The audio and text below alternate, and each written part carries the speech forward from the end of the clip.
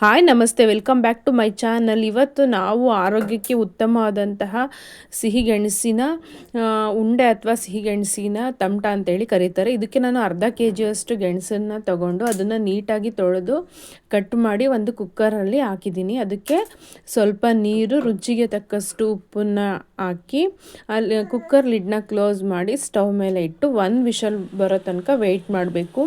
ಈ ಸಿಹಿಗೆಣಸು ಅಥವಾ ಗೆಣಸನ್ನು ಉಪಯೋಗಿಸೋದ್ರಿಂದ ತುಂಬ ಆರೋಗ್ಯಕ್ಕೆ ಬೇಕಾದಂಥ ಅಂಶಗಳಿವೆ. ಹೆಚ್ಚು ಹೇಳಬೇಕು ಅಂತ ಹೇಳಿದ್ರೆ ಇದರಲ್ಲಿ ಫೈಬರ್ ಕಂಟೆಂಟ್ ಇರುತ್ತೆ. ಇದು ಉಪಯೋಗಿಸೋದ್ರಿಂದ ತುಂಬ ಒಳ್ಳೆಯದು. ನಾರಿನಾಂಶ ಯಥೇಚ್ಛವಾಗಿರೋದ್ರಿಂದ ನಾರಿನ ಪದಾರ್ಥಗಳು ದೇಹಕ್ಕೆ ಹೋಗಬೇಕು.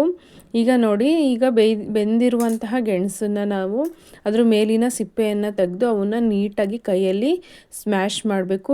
ಇದು ಸಹ ಗರ್ಭಿಣಿಯರಿಗೂ ಸಹ ತುಂಬ ಉತ್ತಮವಾದಂತಹದ್ದಾಗಿದೆ. ಇದರಲ್ಲಿ ಪೋಲಿಕ್ ಆಸಿಡ್ ಇರೋದ್ರಿಂದ ಗರ್ಭಿಣಿಯರು ಇದನ್ನು ಉಪಯೋಗಿಸ್ಬೇಕು. ಮತ್ತು ರೋಗ ನಿರೋಧಕ ಶಕ್ತಿನೂ ಸಹ ಈ ಗೆಣಸು ಹೆಚ್ಚು ಮಾಡುತ್ತೆ.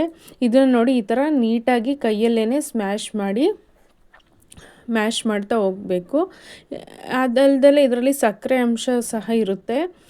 ಇದು ಶುಗರ್ ಇರೋರಿಗೆ ಹಾಗೆ ತಿನ್ನೋದ್ರಿಂದ ತುಂಬ ಒಳ್ಳೆಯದು. ಆಮೇಲೆ ಇದರಲ್ಲಿ ಮೂಳೆಗಳಿಗೂ ಸಹ ಇದು ತುಂಬ ಒಳ್ಳೆಯದು. ಇದು ಏನಾದರೂ ಅಸ್ತಮ ಸಮಸ್ಯೆ ಇರೋರು ಸಹ ಈ ಗೆಣಸನ್ನು ಉಪಯೋಗಿಸೋದ್ರಿಂದ ಅದ್ರ ಸಮಸ್ಯೆಯಿಂದನೂ ಸಹ ಪಾರಾಗಬಹುದು. ಈ ಗೆಣಸನ್ನ ಇದೇ ಥರ ಹಂಗೆ ಬೇಯಿಸ್ಕೊಂಡು ಹಂಗೇನಾದರೂ ತಿನ್ಬೋದು. ಈ ಥರ ಬೇಯಿಸ್ಬಿಟ್ಟು ಸ್ಮ್ಯಾಶ್ ಮಾಡಿ ಅದಕ್ಕೆ ಸ್ವಲ್ಪ ಬೆಲ್ಲ ಅಥವಾ ಕಾಯಿನ ಮಿಕ್ಸ್ ಮಾಡಿಕೊಂಡು ಹಂಗೆ ತಿನ್ಬೋದು. ಅಥವಾ ಇದರಲ್ಲಿ ಈ ಥರ ನಾನು ಮಾಡಿರೋ ಥರ ಮಾಡಿ ಅದನ್ನು ಹೋಳ್ಗೆ ಥರ ಅಥವಾ ಒಬ್ಬಿಟ್ಟು ಥರ ಮಾಡು ಸಹ ತಿನ್ಬೋದು. ಒಟ್ಟು ನಾರಿನಾಂಶ ಇರೋದ್ರಿಂದ ಗೆಣಸನ್ನು ಉಪಯೋಗಿಸೋದು ತುಂಬ ಒಳ್ಳೆಯದು. ಈಗ ಶೀತ ಅಥವಾ ಜ್ವರ, ಸೋಂಕು ಹರಡಿರೋ ಅಂಥ ಸಮಸ್ಯೆ ಇದ್ದಾಗ ಗೆಣಸನ್ನು ತಿನ್ನೋದ್ರಿಂದ ಅದನ್ನು ಸಹ ತಡೆಗಟ್ಟುತ್ತೆ. ಆಮೇಲೆ ಮಲಬದ್ಧತೆ ಸಮಸ್ಯೆ ಇರೋರು ಸಹ ಈ ಗೆಣಸನ್ನು ತಿನ್ನೋದ್ರಿಂದ ಆರೋಗ್ಯಕ್ಕೆ ತುಂಬ ಒಳ್ಳೆಯದು. ನೋಡಿ, ಇದಕ್ಕೆ ನಾನು ಅದಕ್ಕೆ ರುಚಿಗೆ ತಕ್ಕಷ್ಟು ಬೆಲ್ಲನ ಸಹ ಆ್ಯಡ್ ಮಾಡ್ತಾಯಿದ್ದೀನಿ ಅರ್ಧ KGಗೆ. ಆಮೇಲೆ ಅದಕ್ಕೆ ಸ್ವಲ್ಪ ಕಾಯಿಯನ್ನು ಹಾಕಿ ನೀಟಾಗಿ ಕೈಯಲ್ಲಿ ಮಿಕ್ಸ್ ಮಾಡ್ತಾಯಿದ್ದೀನಿ.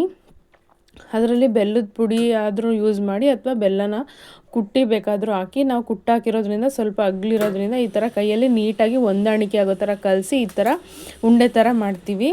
ಇದನ್ನು ನಾವು ಗೆಣಸಿನ ತಮಟ ಅಂತೇಳಿ ಕರಿತೀವಿ. ಇದಕ್ಕೆ ನಾವು ತುಪ್ಪ ಮತ್ತು ಹಾಲನ್ನು ಸಹ ಮಿಕ್ಸ್ ಮಾಡ್ಕೊಂಡು ತಿಂದರೆ ತುಂಬ ಟೇಸ್ಟಿಯಾಗಿರುತ್ತೆ. ಹೆಲ್ತಿ ಬೆನಿಫಿಟ್ಸು ಇದೆ.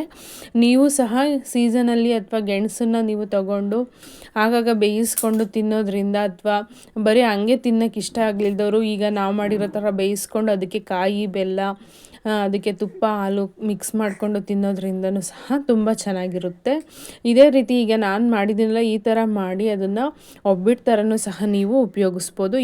ಈ ಥರ ನೀವು ಗೆಣಸಿನ ಉಂಡೆ ಅಥವಾ ಗೆಣಸಿನ ತಮಟವನ್ನು ಮನೇಲಿ ಮಾಡ್ಕೊಳ್ಳಿ ಮತ್ತು ಆರೋಗ್ಯವನ್ನು ಹೆಚ್ಚಿಸ್ಕೊಳ್ಳಿ. ತುಂಬ ಆರೋಗ್ಯಕರ ಬೆನಿಫಿಟ್ಸ್ ಇರೋದ್ರಿಂದ ಗೆಣಸನ್ನು ತಿನ್ನಿ. Thank you.